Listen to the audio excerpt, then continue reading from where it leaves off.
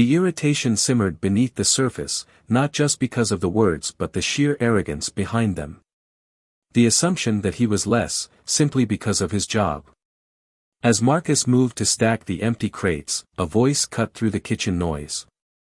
"Hey, delivery guy. You missed a box." Marcus turned, brows furrowing. He was certain he hadn't. The staff member, a lanky man with a cocky smirk, pointed toward a crate near the door. Marcus walked over, bent down to lift it, only to realize it was empty. Laughter exploded across the kitchen. "Just messing with you, man," the guy said, slapping his knee. "Relax a little." Marcus didn't react. He simply set the empty crate back down and returned to his work. Inside, his patience was wearing thin. Not just from the jokes, but the way they carried themselves, so self-assured in their mockery, so oblivious to the weight of their own actions. But Marcus reminded himself why he was here. He had a job to do. And a point to make. Finally, the last box was unloaded. He pulled the invoice from his pocket and handed it to the head chef, Vincent Calloway. Vincent barely glanced at it as he scrawled his signature across the paper. "You can go now," he said curtly, already turning away. "No thanks." No acknowledgement. Marcus paused for just a moment, his dark eyes steady. "Have a good day," he said evenly before heading for the door. But just as his hand reached the handle, a voice muttered behind him. "Yeah, go back to wherever you came from." The room froze. The laughter stopped. Marcus didn't move right away. His fingers lingered on the metal handle as silence swallowed the space. Then, slowly, he turned. His gaze locked onto the waiter who had spoken. The young man shrank back slightly, as if realizing too late that he had stepped over a line he wasn't prepared to cross. There was no anger in Marcus's expression. Just something quieter, something sharper. A calm, unshaken confidence that made the entire room uneasy. "I came here," Marcus said, his voice steady, "to deliver something you clearly need more of, respect." The weight of his words settled over them like a cold wind. He turned and walked out, but the moment lingered long after he had gone. What none of them knew, what they would soon find out, was that Marcus wasn't just another delivery guy. Leaning against the side of his truck, Marcus took a deep breath. The delivery was done, but the weight of the morning clung to him. He'd been in situations like this before, but something about today was different. Maybe it was the way they had been so at ease in their assumptions, so certain that he was just another invisible worker, someone who didn't matter. His gaze drifted toward the restaurant's elegant facade. The name Rossetti's Prime gleamed in gold lettering above the entrance. It was almost surreal. Just a few weeks ago, he had signed the final papers that made him the owner of this place. Marcus had never been handed anything. He had clawed his way up from nothing, from a childhood in a forgotten corner of Mississippi, where opportunities were rare, and expectations were even lower.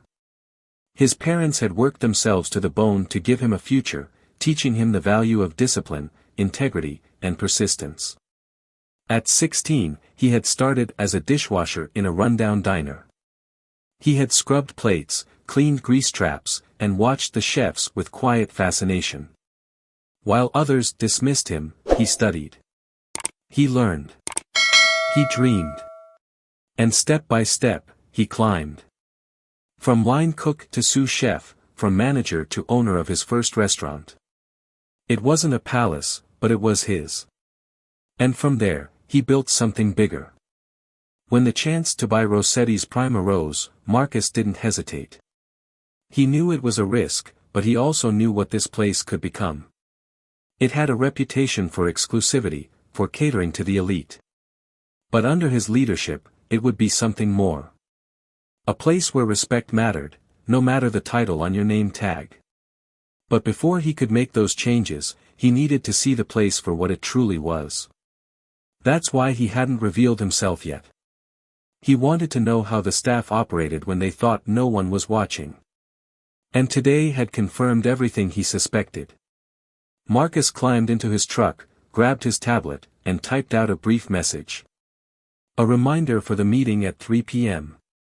He had given the manager, Richard, little information, just a simple instruction: gather the entire staff in the main dining hall. By the time he drove away, his decision was made. That meeting wouldn't just be an introduction. It would be the beginning of something new. As the echoes of the earlier confrontation still reverberated in his mind, Marcus knew the stakes were high, and so was the risk. He had already seen the shallow facade of Castlewood Bistro, a place renowned for its exclusivity in haughty airs. But Marcus envisioned something far greater, an establishment where every individual mattered, from the illustrious guests to the hard-working kitchen crew and even the delivery team that kept the gears turning. Deep down, he was determined to transform this bastion of elitism into a true community, a place defined by respect and unity. Marcus had purposely kept his true identity hidden, preferring instead to observe the staff's natural behavior when they believed no one was watching. The events of the morning had only confirmed what he had suspected all along: an entrenched culture of prejudice and disdain had taken root here, and change was long overdue. With his resolve steeled, Marcus climbed back into his worn pickup truck and began scribbling thoughtful notes onto his tablet, meticulously preparing for the pivotal meeting he had scheduled later that very afternoon. His only instruction to the manager, Richard, was curt: gather every member of the dining staff in the main hall at exactly 3 p.m. As he drove away, his thoughts churned over the faces of those who had wronged him that day. He recalled the smug chef, Donovan, who had dismissed him with a casual wave and a condescending remark. He remembered the waiter's derisive laughter and even the manager, William, who had barely acknowledged his presence. Yet, amid all the superficial slights, Marcus felt not a surge of anger but a profound disappointment, a sorrow that such simple prejudices could tear apart the potential for unity and respect. By the time his truck rolled away from Castlewood Bistro, Marcus's mind had crystallized into a singular purpose: the forthcoming meeting would not merely serve as an introduction of a new owner. It was to be a declaration of a new era, a turning point where the core values of respect, humility, and equality would be reasserted as the very foundation of the bistro's identity. These principles were not empty platitudes for Marcus, they were the essence of everything he had ever fought for. At exactly 3 p.m., the staff began to file into the grand dining room. Some wore expressions of curious apprehension, while others, like Donovan, exhibited overt annoyance. Leaning against an ornate table with arms crossed, Donovan muttered bitterly to a nearby server, "What's this about? We're slammed tonight, and now we have to sit through this drivel." The atmosphere was thick with skepticism and barely concealed contempt. Meanwhile, William, the usually unflappable manager, looked unusually nervous. He had been summoned with scant explanation, only that the new owner was arriving, and that every staff member's presence was mandatory. As the last of the employees settled into their seats, the heavy oak doors swung open. In strode Marcus, still clad in the modest uniform of a delivery man. For a moment, the room fell into a stunned silence as confused glances darted among the gathered crowd. A dismissive laugh escaped Donovan's lips. "You've got to be kidding me," he sneered, as if the scene were a poorly scripted farce. Yet Marcus remained unruffled. He strode to the center of the room, his steady gaze sweeping across every face. The unspoken questions hung heavily in the air until, finally, William cleared his throat. Marcus, what are you doing here? This meeting is for staff only." A faint, knowing smile touched Marcus's lips. "I know, William," he replied, his tone calm but resolute. "That's exactly why I'm here." Turning his unwavering gaze to Donovan, Marcus continued, "Chef Donovan, you're right, it started with a delivery. But it's about so much more than that." As Donovan's eyebrow arched in disbelief, the charged silence promised that nothing in Castlewood Bistro would ever be the same again. Marcus stepped forward into the center of the grand dining hall of Castlewood Bistro, his presence commanding the room as silence swept over the gathered staff. The air, thick with tension from earlier moments, now vibrated with an unspoken anticipation. Faces that had shown indifference and casual disdain now revealed shock and uncertainty. Donovan, the head chef known for his haughty demeanor, stood with arms folded, his confident sneer replaced by a look of wide-eyed disbelief. Even William, the normally assured manager, appeared visibly shaken, his pallor betraying his discomfort at the unfolding scene. "Allow me to introduce myself properly," Marcus began, his voice steady and resonant. "My name is Marcus Reed, and as of 3 weeks ago, I have become the new owner of Castlewood Bistro." His declaration echoed off the ornate walls, leaving the room suspended in a moment of collective astonishment. For an instant, even Donovan's scornful expression faltered, and the murmurs of disbelief that had rippled among the staff fell into an expectant hush. Marcus's gaze swept over every face, challenging each individual to confront their own preconceptions. "I stand before you not to flaunt a title or to assert my authority, but to remind you of something far more vital: respect. Today, I observed how some of you treated me simply because of my uniform and my role as a delivery man. That prejudice, that dismissal of a man before knowing his story, not only hurts me, it undermines the very foundation of this establishment." A palpable murmur of regret and introspection began to stir among the assembled staff. Donovan's earlier arrogance dissolved into discomfort, and even those who had joined in the careless laughter now looked down, their eyes filled with a dawning remorse.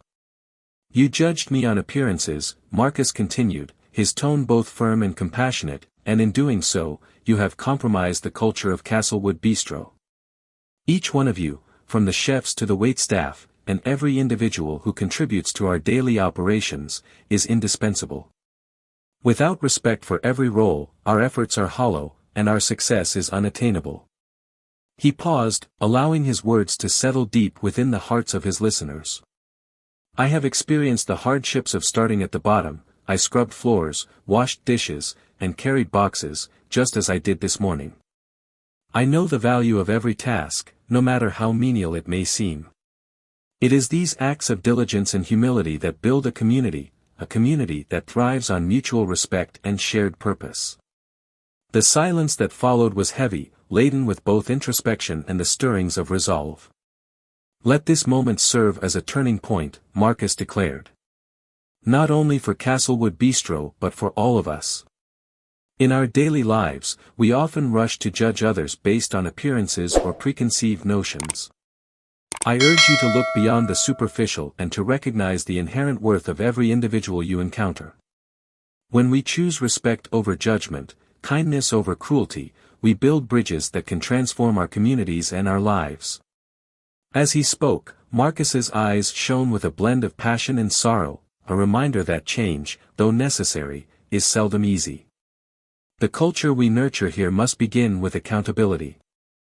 If you believe in the value of this establishment, then embrace the truth that every role, every effort, is crucial. I challenge each of you to examine your own biases and to commit to a new way of working together. Respect is not an optional courtesy, it is the cornerstone of our success. A heavy silence fell over the room as his words resonated with the assembled staff. Donovan's expression softened, the defiance in his eyes replaced by a tentative acknowledgement of his own shortcomings. The waitstaff exchanged glances, their earlier smirks now transformed into expressions of contrition.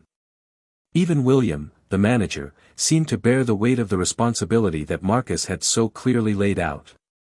Marcus took one final, deliberate step forward. "I do not claim to have all the answers, nor do I expect change to come overnight. But I do believe that every moment is an opportunity to redefine who we are, both as individuals and as a collective. The future of Castlewood Bistro, and indeed of every community, depends on our ability to rise above our prejudices and embrace the strength of our unity. What will you choose to do when faced with the easy temptation to judge? Will you allow old habits to bind you, or will you dare to create something new, something better?" With that, Marcus's voice softened, yet its impact remained undeniable. He paused, scanning the room one last time, as if to imprint the seriousness of his message upon each soul present. "My vision for Castlewood Bistro is not merely one of fine dining, it is a vision of a community united by respect, humility, and equality. The path ahead is uncertain, and the challenges are many, but I believe that together, we can forge a future where every person is valued. With these final words lingering in the charged air, Marcus stepped away from the center of the room, leaving behind a team on the precipice of change. The future of Castlewood Bistro hung in a delicate balance, its next chapter unwritten, its destiny dependent on the choices of those who remained. His departure was not an ending, but an invitation, a call to rise, to challenge, and to rebuild a community where respect reigns supreme. As you reflect on Marcus's stirring address and the lessons it imparts, remember that in our own lives, we are often presented with moments that call for courage and transformation. It is in these moments that we must choose to look beyond the surface, to acknowledge our own flaws, and to strive for a deeper connection with those around us. If you have watched this video and found it interesting, please comment number 1 below. Thank you very much, and please explore many good stories at X-DailyStories channel.